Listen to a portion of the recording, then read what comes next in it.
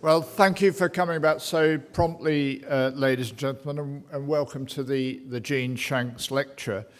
Dr. Jean Shanks was for many years director of one of the UK's most successful independent pathology laboratories, and when she died in 2000, her trustees endowed an annual lecture, in fact the Academy's first named lecture to be given in her name, by someone who'd made outstanding contributions to medical science. This year's lecturer is Fiona Powrie, who's director of the Institute, the Kennedy Institute at the University of Oxford. And her work has focused on the gut immune system and its role in intestinal inflammation and the various pathways involved in that. Her many contributions have led to her election to this Academy, to the Royal Society, to EMBO, and numerous awards and prizes, including the Louis Jeantet Prize for Medicine in 2012. The whole host microbiome interaction is, of course, an extremely hot topic, and we look forward with keen anticipation, Fiona, to your lecture entitled, intriguingly, Dining Out with Friends, the Intestinal Microbiome in Health and Disease. Fiona.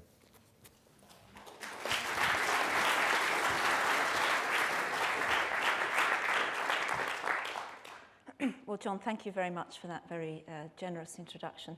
It's really a pleasure and a great honour for me to be here today giving the Jean Shanks lecture.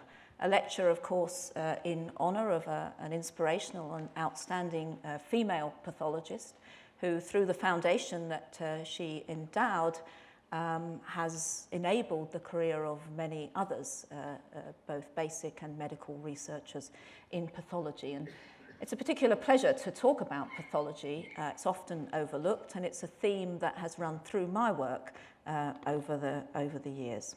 So what I'd like to do today is talk to you about our ongoing studies, our interest in the interaction between the host immune system and its complex intestinal microbiota, how this contributes to health, and how alterations in this relationship can promote disease.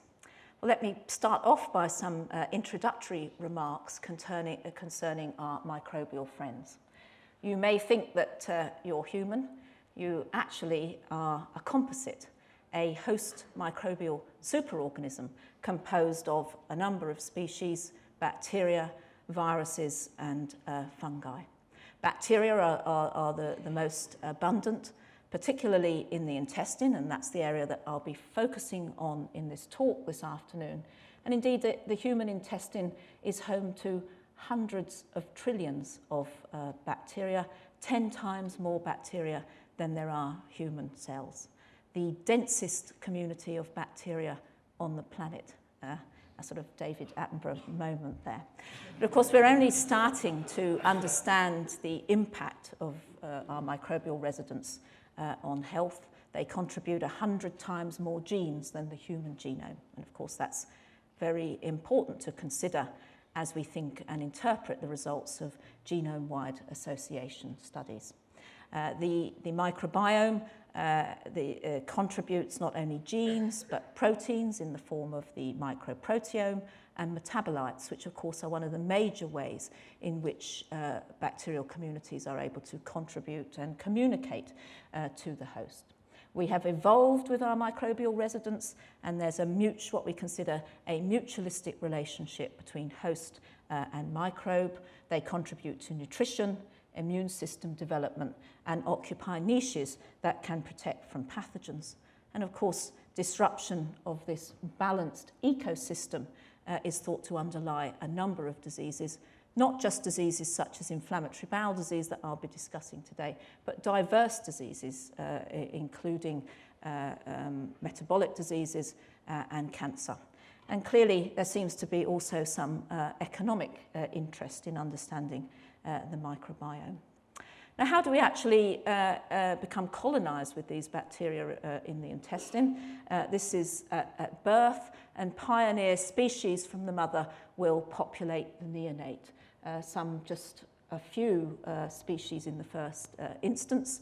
And this early seeding of the microbiota and those changes as through development the organism moves to a more stable microbiota. The changes in composition in early life are thought to impact potentially on disease.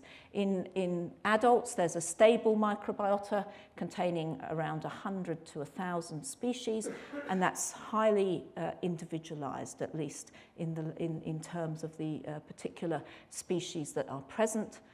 The human intestinal microbiota is composed of primarily two phyla, the Bacteroidetes and the Firmicutes, and the percentage of those changes during development, Bacteroidetes being important and most abundant early on, and that ratio changing in later life. There is a rich and complex microbiota, and what appears to occur in disease is what's termed a dysbiosis, where there's a reduction in complexity, a reduction in the number of species, and of course, in turn, the metabolites and the way that the microbiota can communicate with the host. And this reduction, which is linked to disease, of course, we don't understand what is cause or consequence, and that's an area for further study. Now, of course, when we think about all of these microbes resident in the intestine, just an epithelial cell away from our immune system, this poses an enormous challenge in terms of immune recognition and balancing host defense with immune pathology. We know that the immune system, depicted here in cartoon form, has evolved to protect us from pathogens. Innate immune cells express receptors on their surface that are able to recognize microbes and pathogens. These can then be presented to T cells by specialized antigen-presenting cells, termed dendritic cells, and this leads to the development of an elaboration of an adaptive immune response that can, of course, provide memory at both the T cell and the B cell level. And this is extremely important in terms of host protective immunity, generating effector functions, cytotoxicity, production of cytokines, as well as antibodies. And so this, of course, is important for eradicating pathogens, and aspects of the immune response are also involved in resolution and repair. So all good things. But of course, you can have too much of a good thing. If it's not appropriately controlled, this can lead to immune pathology in a setting in which this system is activated in response to our own tissues, or indeed to harmless, what we might consider immunological self-antigens, and that's where these beneficial bacteria would come in. This can lead to autoimmunity and chronic inflammation, and indeed there's good evidence that a dysregulated response to intestinal bacteria underlies inflammatory bowel disease. And that will be primarily the topic of my talk today, understanding host microbial interactions in the context of how these can go wrong in the setting of inflammatory bowel disease. Now, inflammatory bowel disease is a chronic debilitating disease of the gastrointestinal tract. There are two forms of disease: ulcerative colitis, where there is inflammation primarily in the colon; Crohn's disease with patchy inflammation throughout the GI tract, particularly in the terminal ileum. It has an incidence around 1 in 1,000, but it is increasing, particularly in Eastern countries, as these countries start to adopt a more Western lifestyle. It's a very difficult disease to treat because it's extremely heterogeneous in its clinical presentation. Some individuals will come in with inflammation that can be controlled by frontline immunosuppressive agents. Others have a very severe course of disease that doesn't respond to therapy is extremely debilitating and often leads to surgery. And currently we have no way of understanding, no way of knowing who will respond and who won't. And of course there's also an increased risk for colon cancer, about twofold. Now, one of the most likely reasons for the heterogeneous clinical presentation is that this is in fact syndromic, and inflammatory bowel disease represents a spectrum of diseases that relates to genetic susceptibility and the impact and interaction with the environment. So it really is a poster child of a multifactorial disease. And of course, the immune system's interaction with the microbiota really represents that interface between genetics and environmental factors. And this heterogeneity may reflect then the different forms of clinical disease. So we want to understand the different pathways that are deficient in IBD to be able to better tailor treatments to pathways that become deregulated and aberrant. So one of the particular challenges, really, I've told you about all of these intestinal bacteria that inhabit the GI tract, but it's also the place that houses the largest number of immune cells in the body. So the immune system here must be able to distinguish what is harmful from harmless, salmon from salmonella, if you will. So there are multiple adaptations of the immune system here to be able to maintain barrier function, respond to what is dangerous whilst tolerating what is beneficial. And this really represents an enormous challenge to be able to decipher this, to harness that information and apply it in a therapeutic setting. For those of you not so familiar with the scheme here of the gastrointestinal tract, this is the lumen here. There's epithelial cells lining the surface that are covered in a layer of mucus. There are specialized cells through which antigens can be taken into the body. Specialized antigen-presenting cells, such as macrophages and dendritic cells, can activate the adaptive immune system. And the system is highly balanced to be able to carry out these various functions. And I've just said this. So an important facet then of intestinal immunity is that the host is able to mount the most appropriate response driven by the nature of the challenge. And we are understanding that the T-cell response is highly adapted, driven by signals that it encounters during antigen presentation, particularly cytokines, following activation to be able to differentiate with the acquisition of distinct transcription factor modules that are involved in effector function that is tailored to the nature of the challenge. And I'm not going to go through all of these with you, other than to mention that there are distinct subsets of T cells identified based on their transcription factors, the cytokines they produce that are tailored then for these particular type of challenges. And it's important that the right type of response is activated in response to the particular challenge. When these responses are dysregulated, they're of course important for host protective immunity, but when they are mounted in a chronic way, as I'd mentioned to you, they have been associated with a range of chronic inflammatory diseases, chronic activation of Th1 cells associated with diabetes, Th2 cells associated with allergy, and the more recently described type 17 T cells, which are particularly important at barrier surfaces. I'll say a little bit more about those as we go along, associated with rheumatoid arthritis and inflammatory bowel disease, for example. So how are these responses normally controlled? Well, one of them relates to another type of T cell, a specialized type of T cell that controls these responses. You may like to consider these as the policemen of the immune system, and these are the regulatory T cell population.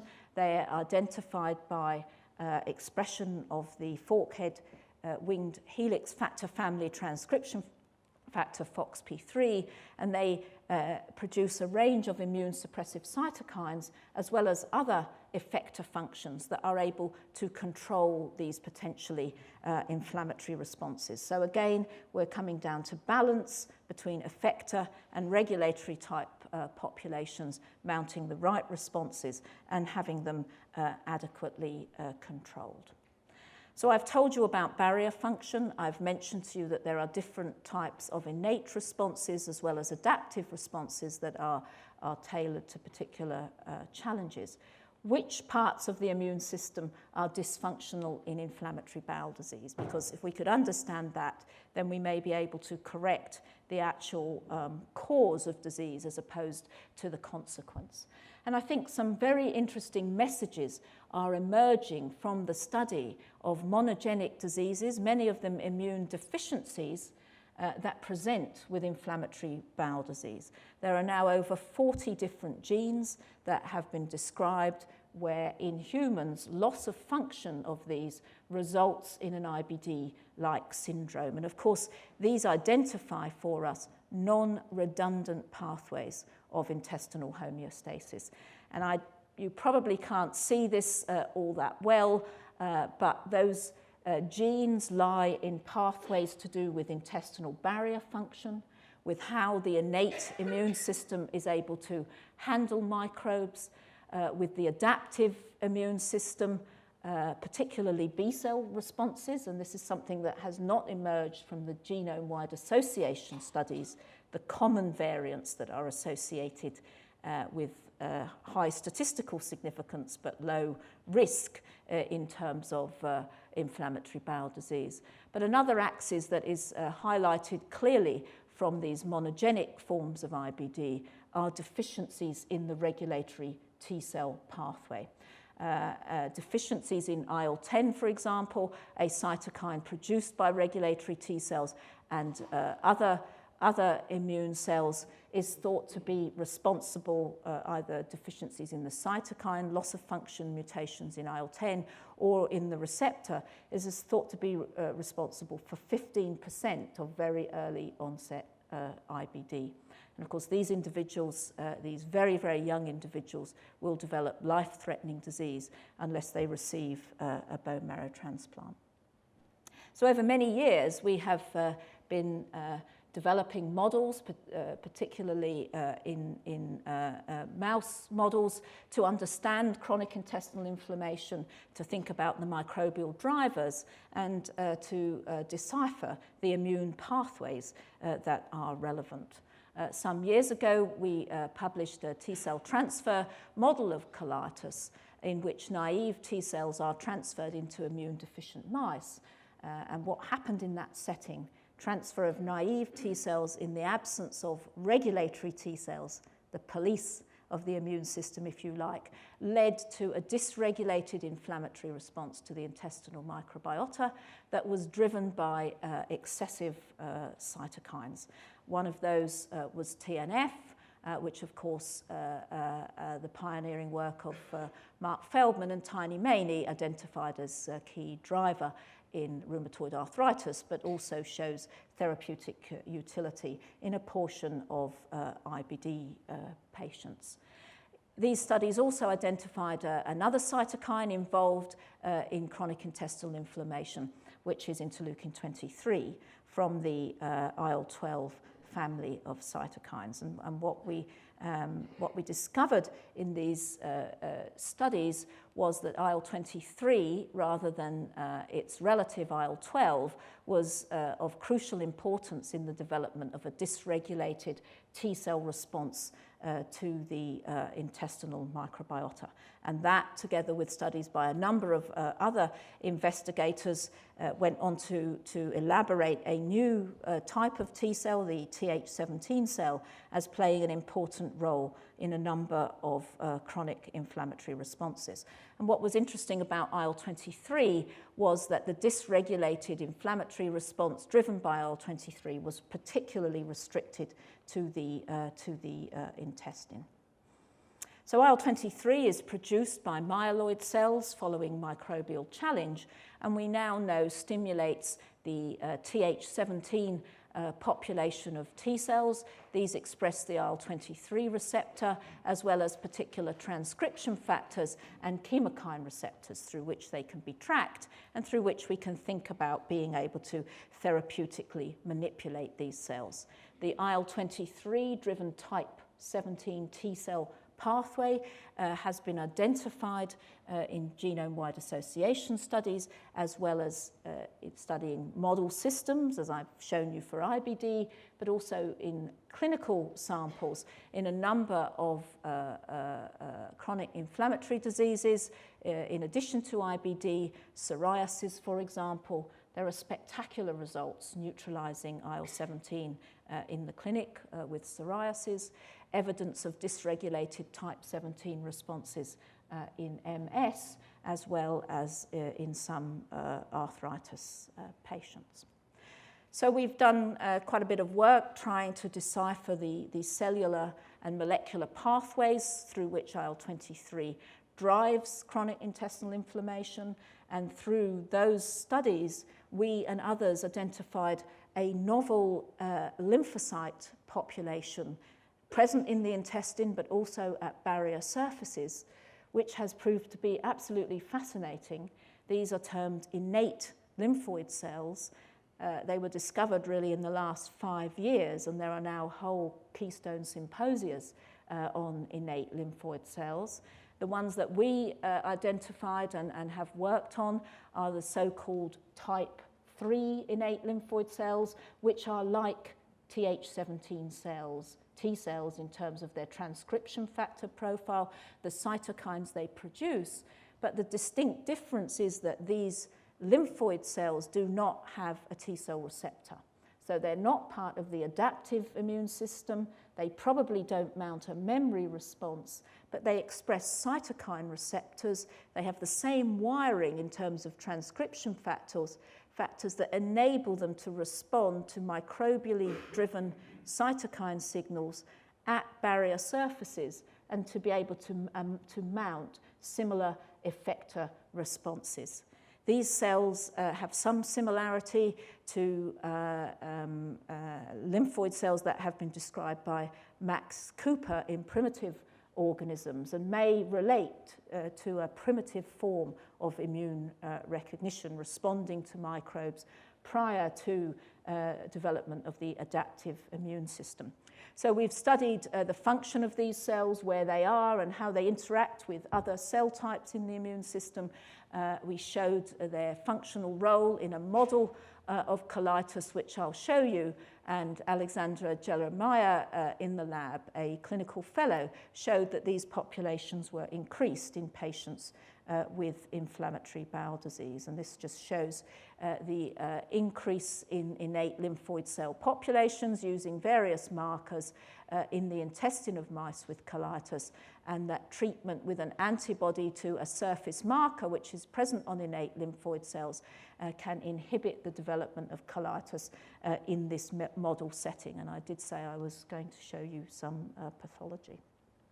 There's been a lot of interest in innate lymphoid cells, and I mentioned to you that type 3 ILCs were the first that were identified, but it is now known that there are ILC populations that mirror many of the T cell effector subsets that have been described, including type 2 ILCs as well as type 1 ILCs. And again, a lot of interest in understanding the function of these cells in different aspects of host defense, but also how they can become dysregulated in chronic inflammatory diseases.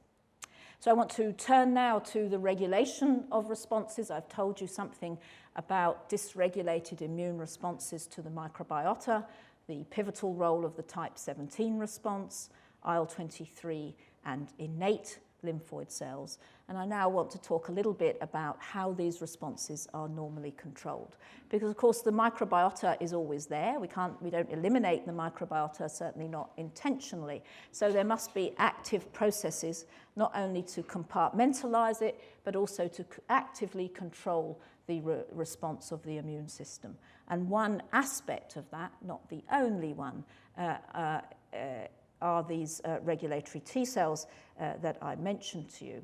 And we first described the activity of these cells, I guess, getting almost 20 years ago now in the mouse model, where we showed that the development of colitis following transfer of naive T cells into mice that have no T cells of their own but have a fully functioning replicating intestinal microbiota can be inhibited by co-transfer of these FOXP3 expressing regulatory T cells. And we showed further that there was a crucial role for interleukin 10 in this process. Even the non-pathologists amongst you would see that this is different to this looks fairly normal, and when you transfer this population in a setting in which genetically it can't make interleukin 10 a key mediator of immune suppression in this model, then the mice will develop colitis as if these T cells were not transferred at all. And of course that fits very much with the findings from the sequencing of patients with very severe early onset IBD that have loss of function mutations in interleukin 10. So this is a clear example in which mouse models and the pathophysiology that had been elaborated had been highly relevant to what is described in human populations, of course, in a subset. And of course, the challenge is understanding where the models fit in relation to particular subsets of patients. What we now know, fast forwarding in terms of the biology of the regulatory T cell axis, is that regulatory T cells are a specialized population of T cells that are selected in the thymus. They upregulate the transcription factor FOXP3. They have a somewhat self-centric T cell receptor repertoire for the aficionados amongst you.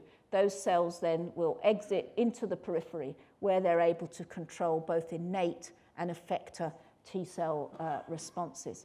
And we know that this population is so important, these FOXP3 expressing cells, not only from the mouse models, but again from the genetic monogenic forms of disease, patients who have the IPEX syndrome, a polyendocrinopathy X-linked syndrome. Those very unfortunate individuals, babies often, will present to the gastroenterology clinic. They have severe intestinal inflammation, eczema, as well as type 1 diabetes. And those patients with IPEX have loss of function mutations in the FOXP3 gene. So again, illustrating the crucial non-redundant role of FOXP3 expressing regulatory T cells in control of the immune response. Now, most of the study concerning regulatory T cells has been performed on what we call natural regulatory T cells, those T cells that come from the thymus and function in the periphery.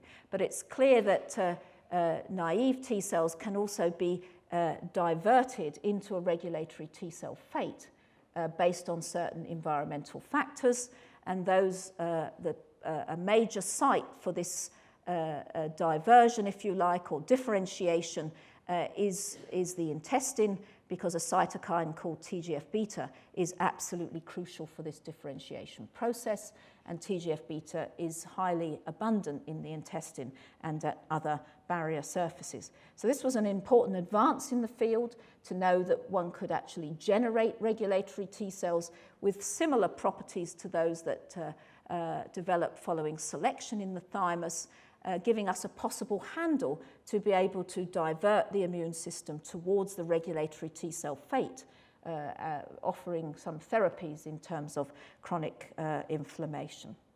So the intestinal microenvironment promotes regulatory T cell development, in part because of the abundance of TGF-beta, as well as the presence of highly specialized antigen-presenting cells in the intestinal microenvironment.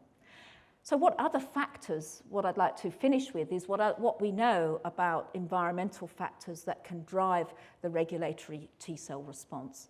And one of those identified from our work and those of others is the dietary component retinoic acid from vitamin A.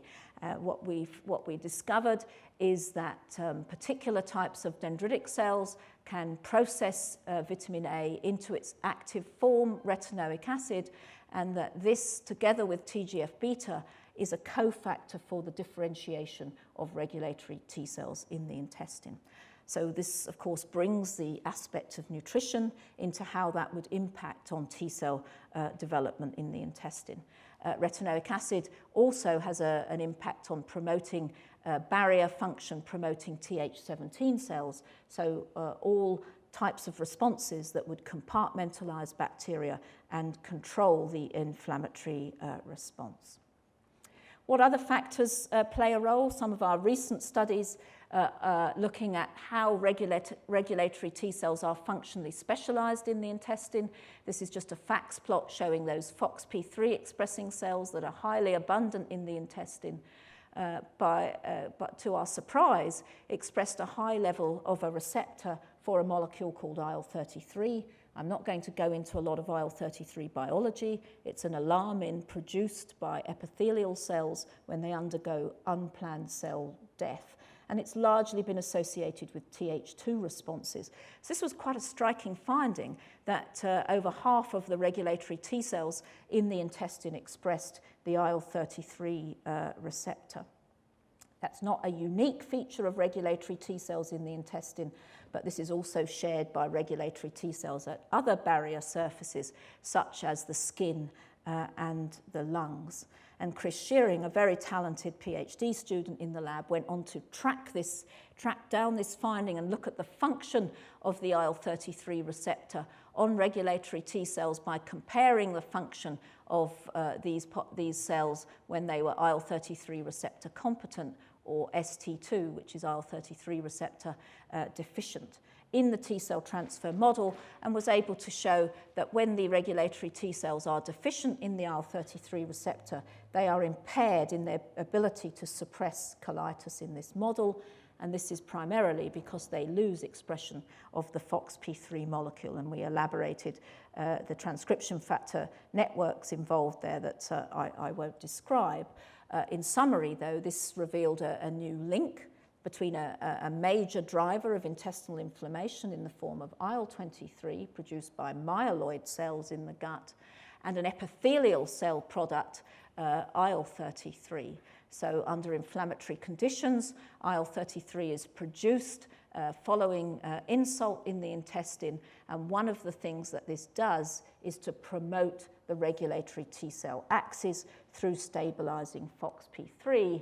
What Chris further showed, and I didn't show you the data for that, is that when there is chronic intestinal inflammation with a high level of IL-23, this is able to modulate the expression of the IL-33 receptor, inhibiting expression of the receptor, and therefore curtailing the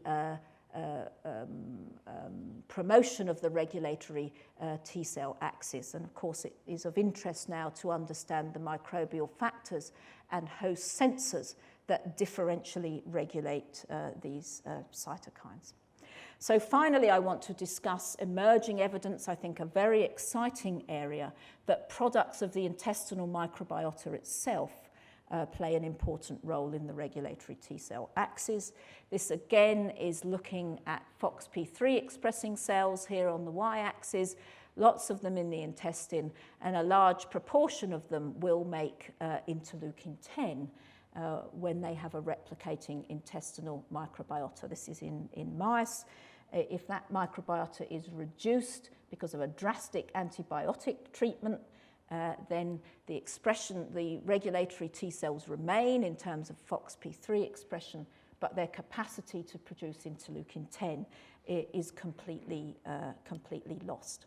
So great interest in understanding the pathways that are involved here, and work that has emerged from colleagues in Boston and others, is that the fermentation products of particular types of microbes, short-chain fatty acids, acetate, butyrate, and propionate, through their interaction on immune cells through the short-chain fatty acid receptor, promotes the regulatory T-cell response and stimulates interleukin-10.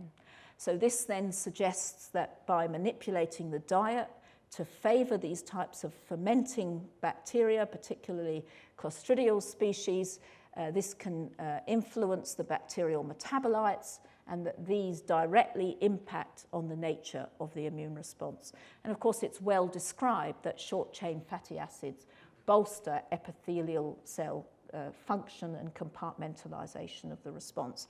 So can we start to harness bacterial metabolites to impact on immune homeostasis? What are the implications for therapy in terms of the regulatory T-cell axis? Well, of course, one can think about transferring regulatory T-cells themselves. And there are a number of clinical trials, particularly in graft versus host disease, in patients having bone marrow transplant for cancer, in which this is being tried. There's promising results. Certainly, the therapy is not toxic. What I favor myself is being able to manipulate these pathways, and if we understand how this occurs naturally, to use manipulation of microbes and their metabolites to promote the regulatory T-cell axis. And of course, there is emerging evidence that alterations in this host microbial dialogue and the regulatory T-cell axis may underlie the increase in autoimmune and allergic diseases that are becoming to epidemic proportions globally. How can we think about manipulating this? I think the methods to date are somewhat crude.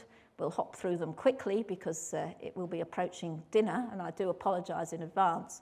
One is to manipulate bacteria, good bacteria, to be able to synthesize these types of molecules such as interleukin-10 and be able to deliver those. This has been done. Engineering of lactobacilli that produce a human IL-10 molecule. You take it in your yogurt, and the idea would be that this would lead to some resolution of intestinal inflammation.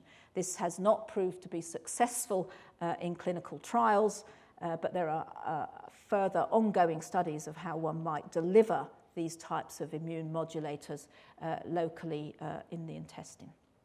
Perhaps less appealing is the treatment of inflammatory bowel disease with worms. That is the level of immune intervention that's going on in parts of the UK. Whipworm or hookworm has been used. The idea that this will promote the regulatory T-cell axis and restore intestinal homeostasis. But I think it has to be said that there's no consistent clinical effect in inflammatory bowel disease. And finally, progressing to fecal transplant, which is very much in the news. Here, something from the New York Times in 2010. But this fecal transplant from your friend or partner, I leave it to you to think who you might choose to donate, has had phenomenal results in antibiotic-resistant C. difficile infection. And there's a very nice paper on this, which is beautifully controlled in the New England Journal of Medicine. Now, of course, I think we need to progress and get a bit more sophisticated with this. But this tells us that a normal microbiota can have a big impact on host defense, probably by occupying niches, pushes out the C. difficile and leads to an effective barrier and host defense reaction. So I finish then coming back to the need to understand the makeup of the intestinal microbiota and understand the genes and the proteins and the metabolites that come from these members of the community that impact on the intestinal immune system, in some cases promoting barrier function and immune regulation, in others possibly contributing to the exacerbation or development of disease in a relevant genetic context. So thank you very much for your attention. I'm going to finish here. I very much would like to acknowledge the members of my laboratory. I haven't mentioned many of them by name, but the reason that I'm standing here tonight is that I have been very fortunate in having the most outstanding students and postdoctoral fellows work with me over the years in the Gastrointestinal unit in Oxford, and of course very excitingly at the new Kennedy Institute also in Oxford. Thank you very much to the funders who have supported us in this work. Thank you.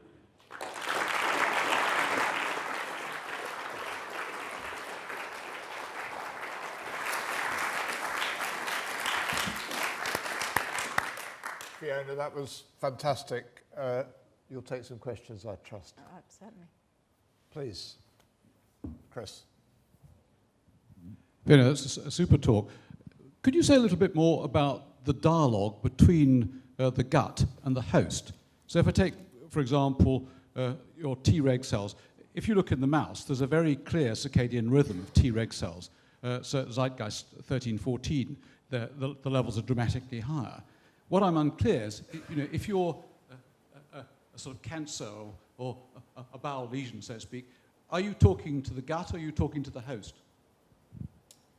If you're you're probably communicating with both. Both. Well, that's the question. Yes, I'm just trying to get...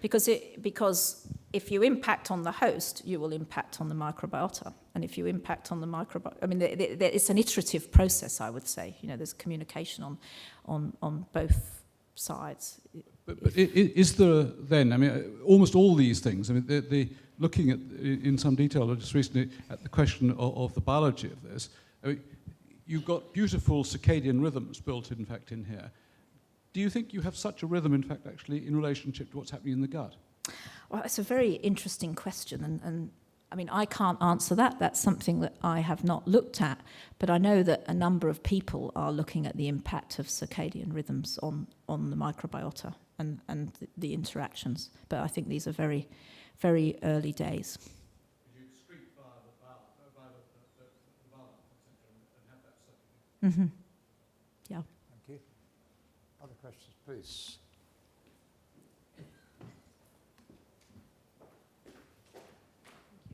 Fiona, you focused very much on T cells. Can I put in a plea for B cells?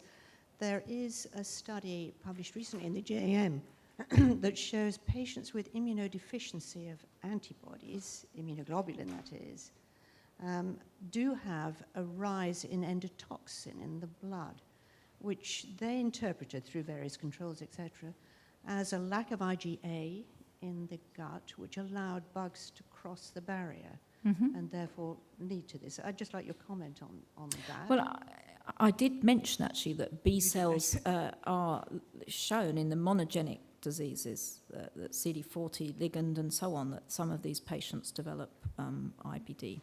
So clearly that is from an immune deficiency standpoint and may relate to compartmentalization of the microbiota and subsequent inflammatory responses. B cells play a crucial role. We know that from, of course, the seminal studies of Andrew McPherson and colleagues on IgA and shaping the commensal microbiota. Yeah. Thank you. Question there? Thank you very much. In the airways and in the skin, as you know, if you have an outpouring of IL-33, this would obviously usually lead to a strong Th2 response, and you'd get a downregulation of Tregs usually in these various models.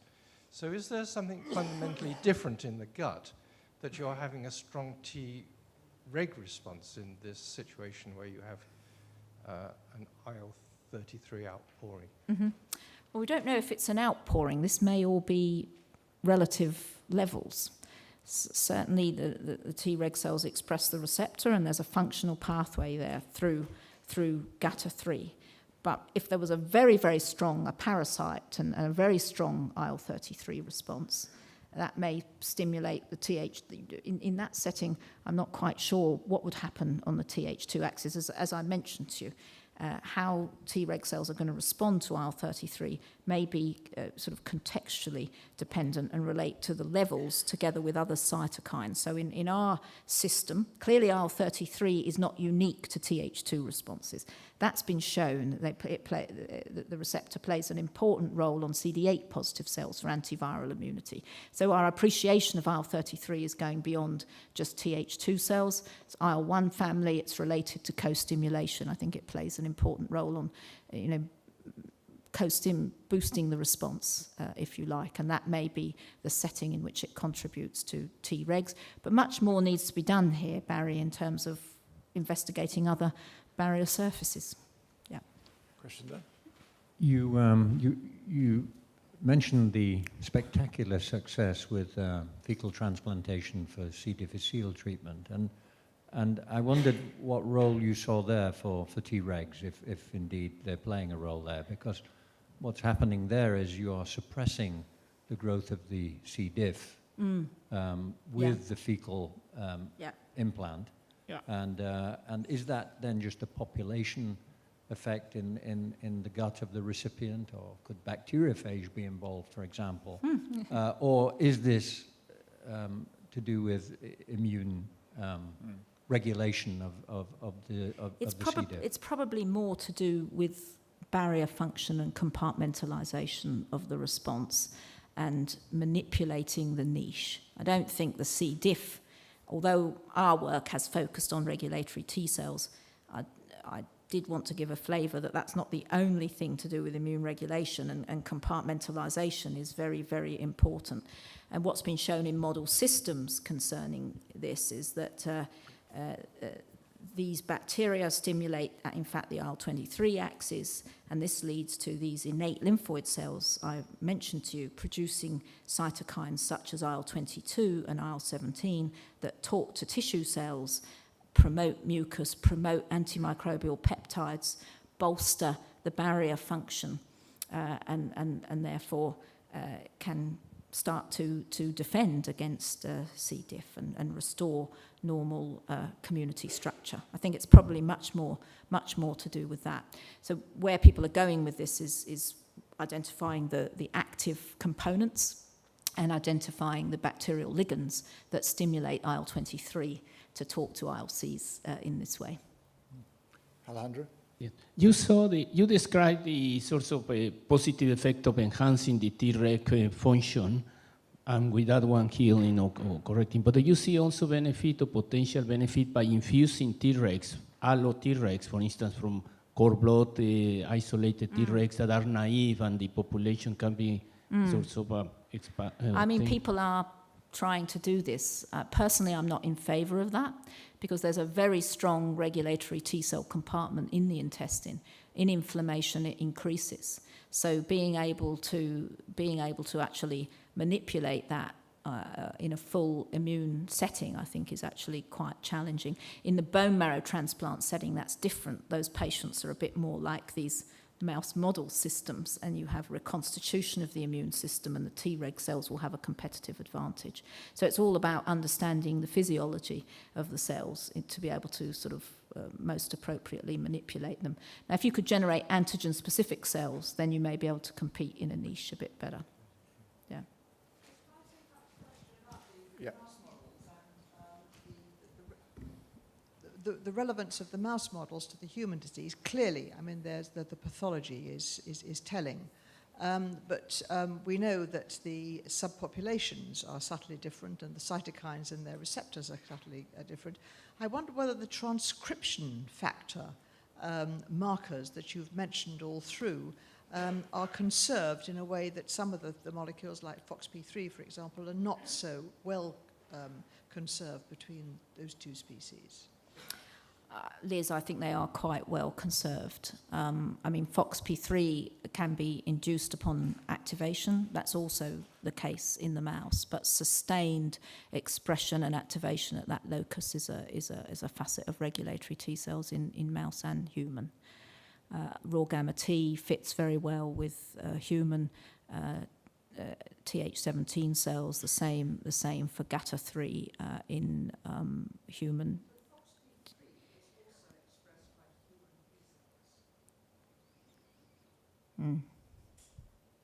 Well, there was a paper saying it was produced by macrophages, but that was retracted. I would have to. I'm not aware of that data, so it'd be interesting to see that. Yeah. Fiona, for most of your talk, you focused on T cells, the pathological T cells, Th17s, and the regulatory T cells controlling them. And then you diverted off into ILCs briefly before coming back. But I didn't quite catch what their pathogenic role is. Clearly, in a RAG knockout, you've got ILCs, but not the T cells. So they're not sufficient on their own to cause trouble. I think we wouldn't put them forward as the major effector cell. But where we're thinking about those is in organisation of the immune response. So they have a very discrete localisation in lymphoid clusters and may play a very important role in the very early stages of shaping the immune response. I mean, there's been very exciting data about ILCs and antigen presentation, for example, that is emerging. So they're equipped to be able to be in the right places and talk to T cells as they receive signals that influence their differentiation. I would like to ask a question about graft versus host disease, really. In the early days of bone marrow transplantation, we used to, mainly at the suggestion of the work in Leiden, repopulate the bowel using fecal material stored pre-transplant from the recipient. Should we have been looking at repopulating the bowel with fecal material from the donor, or is this rather an extreme way of doing things? And leaving that aside, your intriguing comments about dissecting out the results in graft versus host disease, how far along the road are you to finding cures, or at least help? I mean, it's not studies we are doing ourselves, but colleagues around the world are doing clinical trials with regulatory T cell transfer in graft versus host disease. Same for diabetes. There are a number of studies going on. Results are just coming in from more extensive trials, so it's too early to say that there's going to be clinical utility. But they look safe, they repopulate, they home to relevant places. So this is an endeavour that's been going on for the last decade, really, trying to expand them, issues of characterising them and working with more homogeneous populations have challenged the field. Yeah. I greatly enjoyed your talk. You touched very briefly on one thing that I worry about. I mean, I can understand easily when you've got inflammatory bowel disease why the relationship between your microbiota and the immune system would be very different. But to what extent do you think changes in the microbiota are primary in any of these diseases, or not just the consequence? Or if they are, I can see also they might be the consequence and important pathogenically. But the Economist article sort of implied that you change your microbiota and you've got disease. I think this is a very important question. I mentioned that, cause or consequence. The changes may be inflammation related.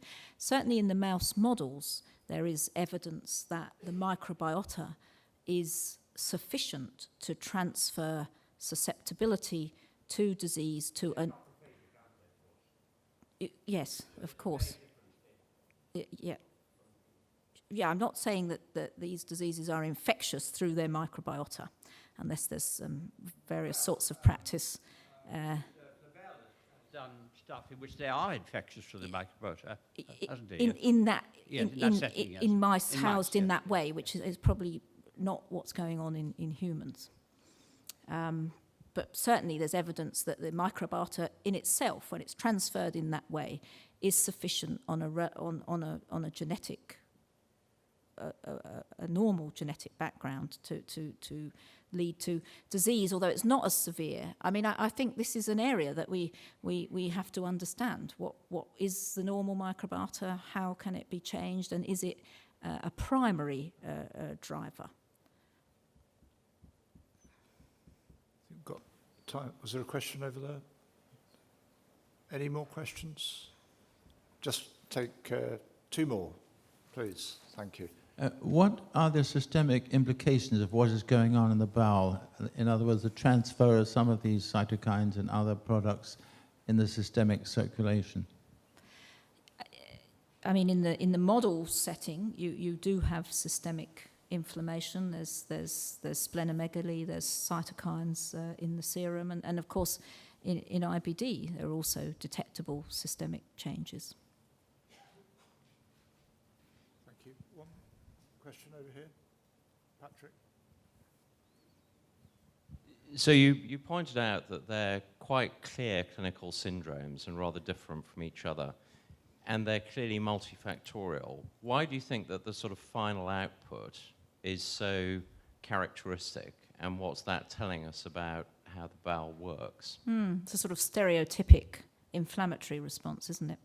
Whether you have perhaps an autophagy deficiency, an ER stress deficiency, or an IL-10 deficiency. I mean, I think they're not all the same. I mean, let's say the NOD2 autophagy pathway, terminal ileum granulomatous disease. So there are actually distinct clinical features. I mean, they all have some neutrophils and there are some stereotypic elements. But actually, I think if we dig down and carefully understand the pathways, if you like, we will find differences in different sorts of inflammation that are attributable and stereotypic related to lesions in particular nodes, if you like, to do with bacterial handling or immune regulation or ER stress. That would be my vision for the future. But being able to identify those patients clearly, I think we're getting some ways towards this in certain subsets. It is, of course, a challenge and lots more to do. I think, ladies and gentlemen, with that, we better bring the questioning to a close. Fiona, don't leave the stage, please. That was a truly superb lecture.